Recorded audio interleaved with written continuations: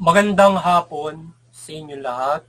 Ito po si Herbert Curia, author promoter ng Bible Promotions.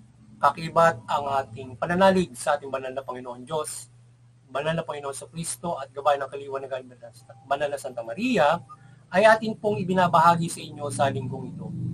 Ang mensahe ng ating banal na Panginoon Diyos.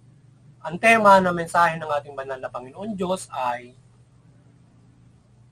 pagpapairal ng Panginoon Diyos ng katarungan sa gabay ng Panginoong Jesucristo sa pamamagitan ng banal na Panginoong Jesucristo.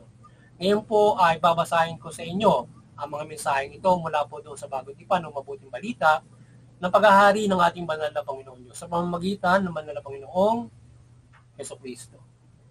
At ayon po dito sa kay Apostol San Mateo, Kabanata 12, talatang 18. Ito po ang mensahe. Narito ang lingkod ko na ako rin ang humirang. Minamahal ko ng labis, minamahal ko ng lubos kong kinalulugdan. Ang banal kong espiritu sa kanya ibibigay. Sa lahat ng mga bansa, ibabadhay katarungan. Pagpatuloy po natin kay Apostol San Mateo, Kabanata 16, talatang 27. Ito po ang mensahe. Sapagkat darating ang anak ng tao na taglay ang dakilang kapangyarihan ng kanyang ama at kasama ang kanyang mga anghel.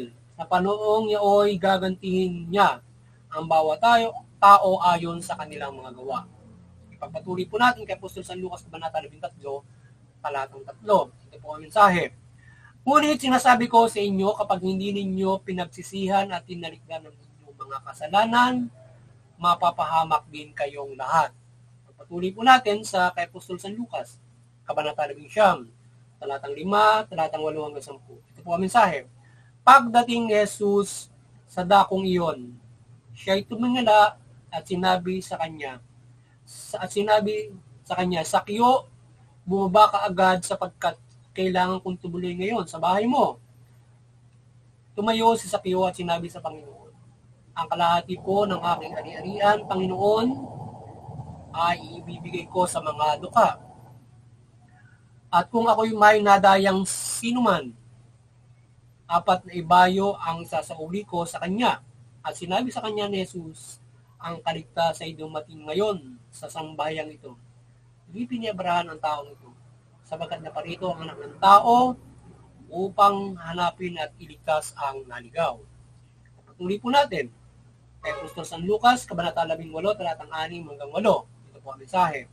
At binika ng Panginoon, narinig niyo sinabi ng masamang hukom.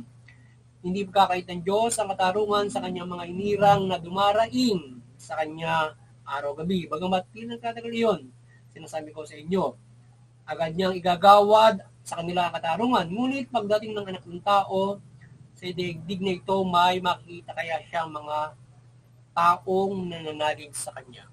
Ito po ang mensahe at salita ng ating banal na Panginoon Diyos sa ating pagbabahagi ng mabuting balita dito sa Bible Lights Promotion.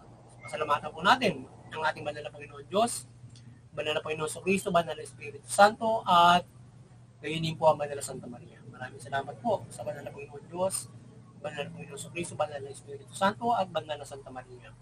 Ngayon naman po ipaliliwanag ko sa inyo ang mga mensahe ito mula po sa tema na pagpapairal ng Panginoon Diyos ng katarungan sa gabay at sa pamamagitan ng banal na Panginoong Jesucristo. Yan. Nais pong ipabatid sa atin ng ating banal na Panginoon Diyos ang kanyang pagpapairal ng katarungan. So yung pagpapairal niya ng katarungan ay sinasagawa niya ito sa panahon natin mula sa pamamagitan ng banal na Panginoong Jesucristo. So ganito yung pagpapairal ng katarungan niya sa pamamagitan ng banal na Panginoon Jesucristo na iginabay niya sa atin. Yan. So yung Panginoon Jesucristo, siya itinalaga niya para tayo ay kanyang bigyan ng pagkakataon. Siya ay itinalaga niya para magpairal ng katarungan sa buong mundo. Itinalaga siya para tayo ay papatawad, tayo ay mabigyan ng pagkakataon, at pag-ariya tayong lahat. Ngayon, yung paghaharing yan, ay lubos na magaganap yung pagdating ng panahon na sinasabing kung kayo ay paghukom. Yan. So ngayon, pagpapairal ng katarungan sa buong mundo ang kanyang ibinigay sa Panginoon Kristo mula dito sa pagpapairal ng mabuting balita. So kung iiral ito sa mabuting balita, ang katarungan ay iiral. Yan.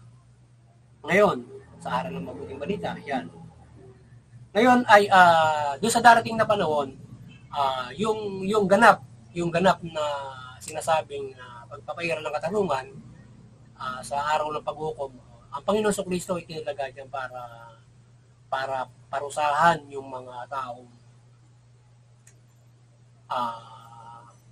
nagkakamali at yung mga taong maliligtas, so iniligtas niya. So yun ang mangyayari pagdating ng panahon. So ngayon, yung madadaratan niya na makasalanan, parurusahan niya yon.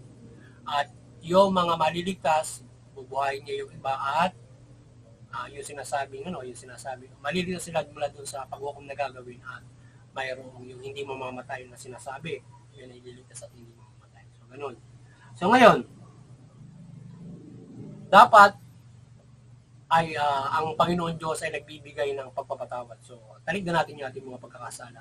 So ngayon, kung hindi natin tatalikdan yung ating pagkakasala, so mayroong kaparusahan. Kagaya nga nung hanggang sa paghukom at hindi lang sa paghukom tayo maaaring maparusahan o mapahamak sa panahon din ito na kapag hindi natin pinagsisihan yung ating mga kasalanan o tinaligdan ito, so pwede tayong mapahamak. Ngayon, mayroong ginawang gobyerno ang ating banal na Panginoon Diyos. So pwede kang litisin ng gobyerno, pwede kang parusahan ng gobyerno. So ngayon, sinasabi, pwedeng umiral yung katarungan sa pamamagitan ng pagpapairal ng gobyerno sa ibinigay ng authority sa kanila. So pwede natin asahan yun. Ipagdasal sa Panginoon Diyos, kung tayo ay nabiktima ng kasamaan, pwede tayo humingi ng katarungan sa banal na Panginoon Diyos. At ang gobyerno ay ginawa niya para magbigay ng katarungan dito sa pamumuhay na ito, according doon sa authority ng government. Kaya kung tayo ay nais ng katarungan, so pagdasal natin sa Panginoon Diyos, at ang gobyernong yan ay gagabayan niya para tayo ay may authority yan para magbigay ng katarungan. So ngayon, kung hindi ka nagsisisi sa pagkakasalang o nagkasala ka, kung unlegal yan, sakop ng authority ng gobyerno, mapapahama ka sa kanilang sakop, authority nila. Ngayon, kung hindi naman sakop ng gobyerno, ng authority nila, mapapahama ka pa rin dahil sa gawang nagagawang hindi mabuti. So sa ibang bagay ka mapapahamak, hindi doon sa kalos ng pamahalaan, laban doon sa mga sakop na authority nila, diba? Sakop ng pagbibigay nila ng justice. So ngayon, ang Panginoon Diyos ay mayroong ibang ibinibigay na protekta doon sa mga tao laban doon sa mga nagkakamali, kung hindi man sakop ng pamahalaan yan, di ba? Sa mga bagay na nagagawa mo para ikaw ay makapekto ng kapatao mo. So yun. So ang Panginoon Diyos ay pumoprotect for them at mapapahama ka. At ibang mga kapahamakan na maaaring mo danasin from your ibang tao na mga hindi sumusunod sa Diyos at nagkakamali. So mapapahama ka doon kung ikaw ay gumagawa ng hindi mabuti, hindi mo tinataligdan ng iyong pagkakasala. Kagaya doon. Halimbawa, pwede ka mapahama sa pamamagitan na halimbawa sakuna. Kapag nagsakuna, pwedeng mapahama kapag ikaw ay masama o ikaw ay nagiging hindi mabuti. Yung sakuna ginagamit din ng Panginoon Diyos para parusahan ng masama. So ngayon ay yung parusa ng gobyerno, yan ay yan ay kung ikaw ay ang kasama mo labag sa batas sa gobyerno, yun ang maging kapahamakan mo. Ngayon, kung halimbawa, hindi sakop ng gobyerno, mayroon kang hindi na gawang hindi mabuti, hindi mo na pagsisihan, patuloy ka ron, so maaaring mapahama kasi iba't ibang mga bagay. Yan ang maaaring kapahamakan kapag ikaw ay hindi nagsisisi sa iyong pagkakasala. Sabagat binibigyan tayo ng Panginoon Diyos ng pagkakataon. So kagaya ng ginawa kay Sakyo. Si Sakyo ay parang kinatok siya ng Panginoon Diyos para siya sa kanyang pamamahay, gusto niyang tuluyan. So tayong ganun lahat tayo ay kinakatok ng Panginoon Diyos, gusto tumuloy ng Panginoon Diyos sa ating bahay. So ngayon ay Sakyo ay nag-offer siya ng pagtulong at yung babayaran nyo o susuli niya yung may nadaya siya. So kaya yung mga halimbawa, kung kayo ay particular yan na kung ganyan ang pamumuhay nyo, meron kayong nadadaya, ay balik nyo para patabarin kayo ng Panginoon Diyos at tumulong kayo sa kapatao nyo kagaya ng ginawa sa kung ganyan ang halimbawa isang particular na pagpapairal ng Panginoon Diyos ng katarungan niya ay kapag ganyan yung naging way mo kapag ikaw ay meron ng pagkakasala kagaya ng mandaraya, so maaaring ka mamatawad na kasi nga tayo ay pinagbabago ng Panginoon Kristo. Sa gabay ng Panginoon Kristo at katarungan ng Panginoon Diyos, tayo ay pinagbabago, tayo ay pinamumuhay ng ayon sa kalooban ng Panginoon Diyos. Mula doon sa kanyang hinihayag, doon sa gabay ng mabuting balita na ating binabagi sa inyo na tayo minomold ng Panginoon Diyos. Hindi lang tayo basta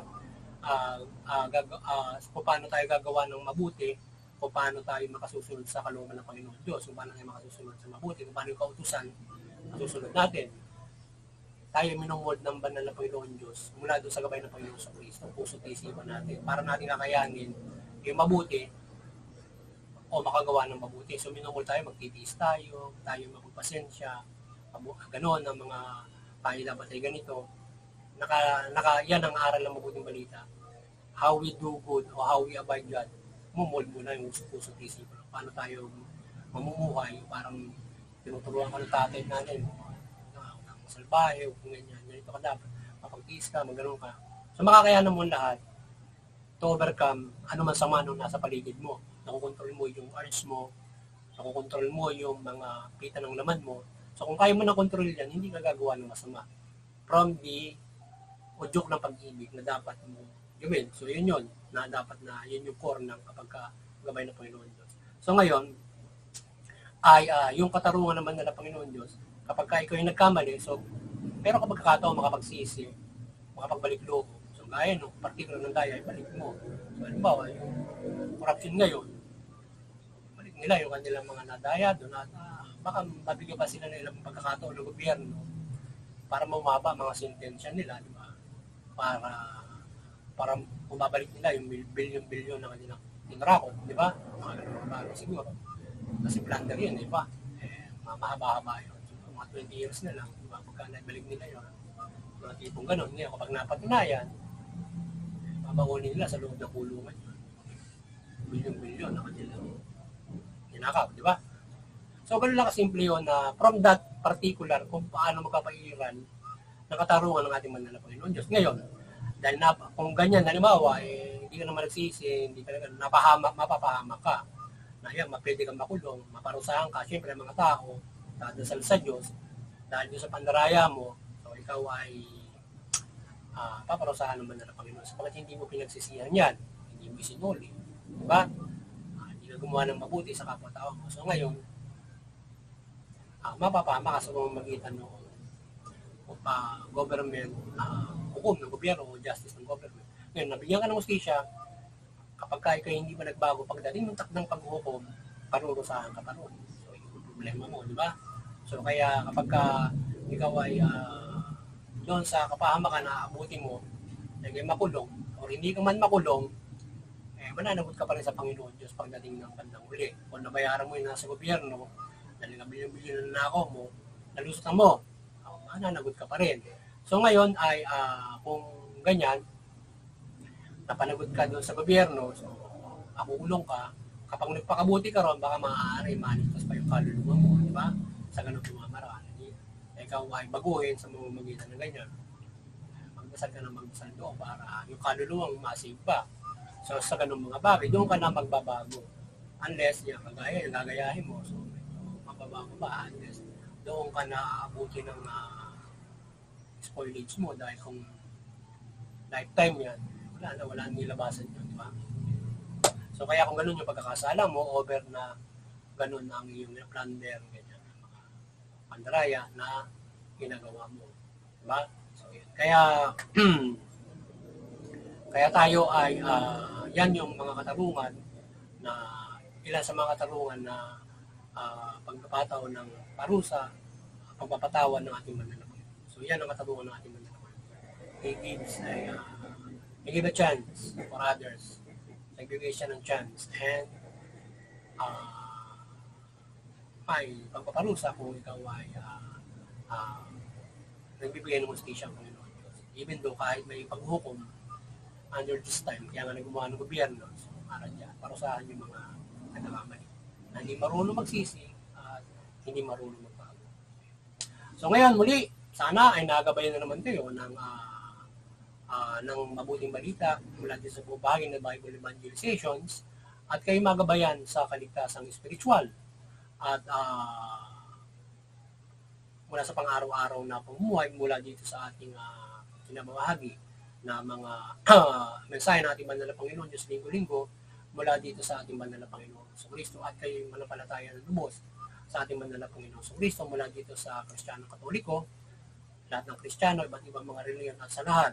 Sana magabayan kayo ng mabuting balita at nagabayan nyo sa kaligtasan ng Espiritu. Sana maikayat yung iba na kayo ay manampalataya sa banal na Panginoon Diyos at mapanatili ang marami, ang mga Kristiyano sa kanilang pananampalataya sa Panginoon Diyos. Kapagbago ang mga nagkakamali, nagkakasala at maniwala kayo sa banal na Panginoon Diyos at kayo ay hindi makalabag sa ating pamalaan, sa ating pamumuhay kung nakatutubad tayo ng kalooban ng ating banal na Panginoon Diyos. Yan. At sana ay maliwanagan tayo ni Banal na Santa Maria, maliwanagan tayo ng Panginoon Diyos, Panginoon sa Kristo, Banal na Espiritu Santo at Banal na Santa Maria sa ating pagbabahagi ng mabuting balita. At kayo ay mahikayat sa pagtalima nito. Yan, at sana hindi lamang sa araw na ito, linggo-linggo, na tayo gabayan ng kaliwanagan, milagro ng ating Banal na Santa Maria o presensya niya ng Panginoon Diyos, Panginoon sa Banal na Espiritu Santo at Banal na Santa Maria sa ating pagbabahagi, kundi sa panahong ito, sa ating panahong ito na tayo ay gabayan ng kaliwanagan, pag-aparisyon, at iba't ibang pagmimilagro ng ating Banal na Panginoon Diyos, Panginoon sa Kristo, Banal na Santa Maria. Lalong-lalo na ito na yung sinasabing huling panahon na tayo ay patuloy na gabayan niya ng kanyang kaliwanagan habang kundi ito man gaganapin yung panghukom panong ito o sa susunod pa. So ngayon ay doon sa Interfaith Unity, hinihikayat ko ang bawat mga reliyon maniwalagan kayo ni Banal na Santa Maria at sana tayo ay patuloy na magkaisa sa Interfaith Unity. Unawain natin yung ating bawat mga reliyon, yan, mula pa ng Christian, Catholic Christian, iba't ibang Christian denomination, iba't ibang mga reliyon, yan, from the Islam, Hinduism, etc. Yan, magkaisa sa Interfaith Unity, maging walang reliyon. So sa ngayon, nauunawaan natin yung ating mga pinaniniwalaan at hindi tayo nagkakaroon ng mga hindi magkakaunawaan, hidwaan, na uwi sa karahasan hanggang sa digmaan. Bagkos ay nakagagabay ito at nakapag-unite sa atin for para ito sa unity, peace, love, pagtutulungan, yan, paggabay sa bawat family, community, bansa at buong mundo. So doon naman sa CBCB and Vatican Church, maliwanagan kayo ni Banal na Santa Maria at patuloy niyong pagbuklurin yung sangkatawan sa pananampalataya sa Panginoon Diyos mula Banal na Panginoon sa Kristo at mabuting balita. Sa ating munting na kainan, tayo patuloy na nanampalataya ng gabay ng Panginoon Diyos, siyempre ng Panginoon sa Kristo, Banal na Espiritu Santo at Banal na Santa Maria, na kanyang kaliwanagang milagro at iba't ibang mga paghihimala ng ating pagbabahagi ng mabuting balita. At paggabay sa pamahalaan ng mabuting balita, sana gabay tayo palagi ng kanyang paghimala. Yan. At yung mga kapamahalaan, maliwanagan kayo, mahala kayo ng mabuting matuwid, tugunin yung karapatang pantao, patas na hustisya, at sa gayon, makikinabang yung inyong mamamayan, makapamumuhay sila ayon sa karapatang mapayapa. Higit sa lahat, makakapanampalataya sila ng lubos. Sa kaluluwa ng Kristiyano, ay makapanampalataya sila sa ating banal na Panginoon Diyos, mula Panginoon sa Kristo at iba't ibang mga reliyon din sa kanilang pananampalataya. Ayun. So, yun muli, magandang hapon sa inyo lahat. Sana tayo ay patuloy na pagpalain, protektahan at sama-sama natin sa buhay ang mabuting balita. Magandang hapon sa inyo lahat. At God bless you.